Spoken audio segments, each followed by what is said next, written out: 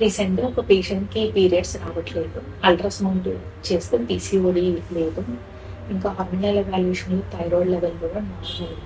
Next FSH LH చూడగా LH అనేది బాగా రైజ్ అయింది. ఎందుకని ఎవాల్యూట్ చేయడం, తను ప్రతిరోజు మార్కెట్లో దొరికే చీప్గా ఉన్న మేకప్ ప్రోడక్ట్స్ ప్రతిరోజు యూజ్ చేస్తుంది, lipstick, foundation, CC powder. So వాటన్నింటిలో కూడా బిస్ఫెనాల్ అనేది ఉంది. ఆ బిస్ఫెనాల్ ఈస్ట్రోజన్ మిమిక్ అనమాట. సో అది మన బ్రెయిన్ లోకి వెళ్ళేసి హైపోథాలమో పిట్యూటరీ యాక్సెస్ ని స్టిమ్యులేట్ చేసేసి ఎల్హెచ్ హార్మోన్ అనేది రేజ్ అయింది. ఇంకా 44% of the Indian fairness creams mercury, arsenic, cadmium ఇవన్నీ కూడా అండర్ లేబుల్డ్ ఉంటాయి. ఇవన్నీ కూడా క్యాన్సర్ కాజింగ్ ఏజెంట్. ఇంకా కన్సర్న్డ్ మేకప్ ప్రోడక్ట్స్ వెబ్సైట్స్లో మెటల్ టెస్టింగ్ అనేది ఉంటుంది, అది ఫాలో అవుతుంది. సో మీరు యూజ్ చేసే మేకప్ ప్రోడక్ట్స్లో ఇవి ఉంటే ప్రిఫర్ చేయండి, ఇవి డోంట్స్.